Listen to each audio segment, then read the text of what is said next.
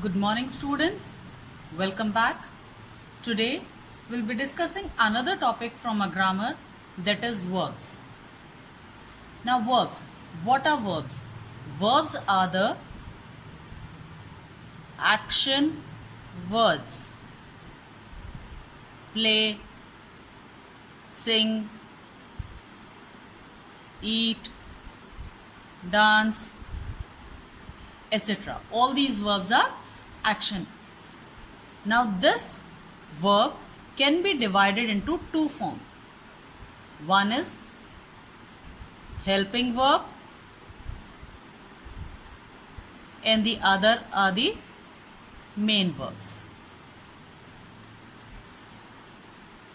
Is, am, are, was, were, has, have, had. These all are helping verbs. He is playing. यदि हम सिर्फ लिख रहे हैं ही प्लेइंग तो मीनिंग क्लियर नहीं होता है. तो इस पर्टिकुलर प्लेइंग वर्ब का मीनिंग क्लियर करने के लिए जब हम इज यूज कर रहे हैं तो ये हेल्पिंग वर्ब हो गया. एंड बाकी के जो वर्ब्स होते हैं प्ले, सिंग, ईट, डांस, ये सारे हमारे मेन वर्ब्स हैं. मेन वर्ब्स को हम आगे जाके फिर दो चीज में डिवाइड कर सकते हैं. One is finite verb and the other is infinite verb.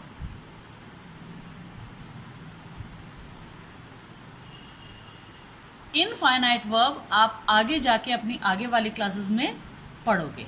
Now today we'll be discussing finite verbs and they are the transitive verbs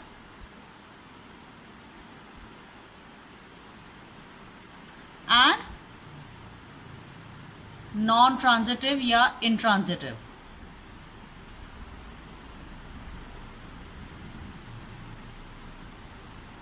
और intransitive verbs. Now, before understanding this transitive and intransitive verb, just read this example. Boys play. And the second example is boys play with a ball. Now first example, boys play. Boys हो गया हमारा subject, play हमारा है verb. लड़के खेल रहे हैं, यहां मीनिंग इसका क्लियर है. तो जहां पर किसी ऑब्जेक्ट की जरूरत नहीं हो वो होता है हमारा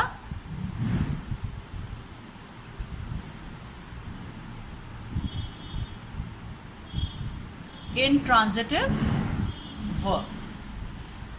और जब हम कोई बॉयज सब्जेक्ट हुआ, नेक्स्ट एग्जाम्पल में देख रहे हो आप, प्ले वर्ब हुआ, लड़के खेल रहे हैं लेकिन किसके साथ खेल रहे हैं? बॉल के साथ में. तो बॉल हमारा ऑब्जेक्ट है. जब सेंटेंस के अंदर ऑब्जेक्ट आए तो ऐसे वर्ब्स ट्रांजिटिव वर्ब्स होते. Clear? Now objects, direct object भी हो सकता है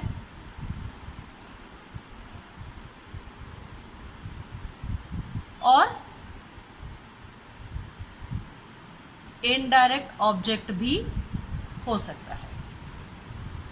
डायरेक्ट ऑब्जेक्ट जो आंसर दे क्या का, है ना, और इनडायरेक्ट ऑब्जेक्ट जो आंसर दे whom का, what and whom. Example, teacher gave student a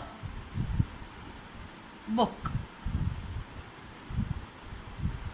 teacher हमारा सब्जेक्ट है, गेव हमारा वर्ब है, टीचर ने क्या दिया, बुक दी, तो ये हमारा हो गया direct object.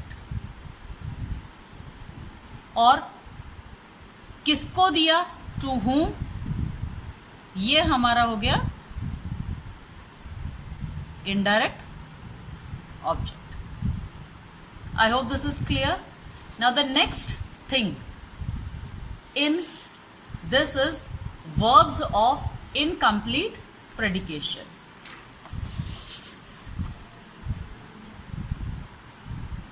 Verbs of incomplete predication. To understand this, see the example.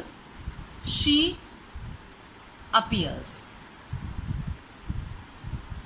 Now she, subject, appears हमारा verb, प्रकट होना, लगना, ये हमारा सेंटेंस कंप्लीट है और उसका मीनिंग भी निकल रहा है। लेकिन यहां पर कोई ऑब्जेक्ट नहीं है। जब ऑब्जेक्ट नहीं हो और मीनिंग ऐसा अधूरा हो तो ये वर्ब कहलाता है verb of incomplete predication. Verb of incomplete predication clear? The next thing is same example. If we take she appears happy. Now she हमारा सब्जेक्ट है, appears हमारा वर्ब था, लेकिन वो कैसी लग रही है, खुश लग रही है। तो ये हैप्पी जो वर्ड है ये हमारा हो गया कॉम्प्लीमेंट। क्लियर? सब्जेक्ट कॉम्प्लीमेंट भी हो सकता है,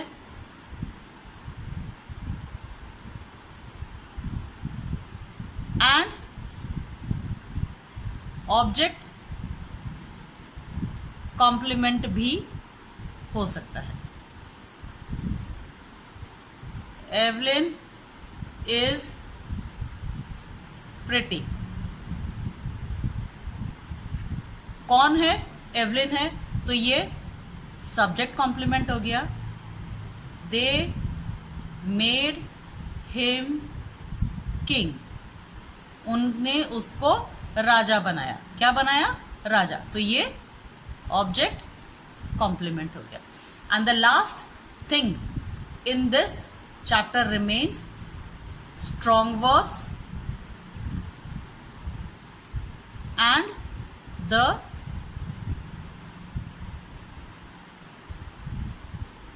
वीक वर्ब्स।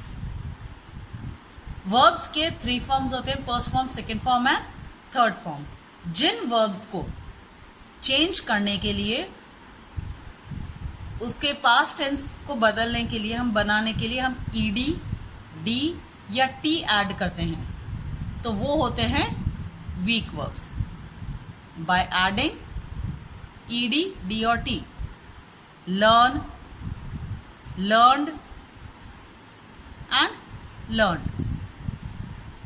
ये ईडी भी होता है और टी भी होता है। तो ये 3 चीजें हमने चेंज करी, तो ये हो गया हमारा वीक वर्ब। लेकिन कुछ वर्ड्स होते हैं जो बिना ही ईडी, डी और टी के चेंज हो जाते हैं। सिंग, सैंग, संग। वर्ब के 3 फॉर्म्स हो गए और इसमें हमने ईडी, डी या टी ऐड नहीं किया, तो ये हो गए हमारे strong verbs. With this we come to the end of the chapter, and to understand this more, a table is given on page number 60, 61, 62, 63 and henceforth. Learn them easily so that you can understand 3 forms of the verb clearly. That's all for today. Stay safe and healthy.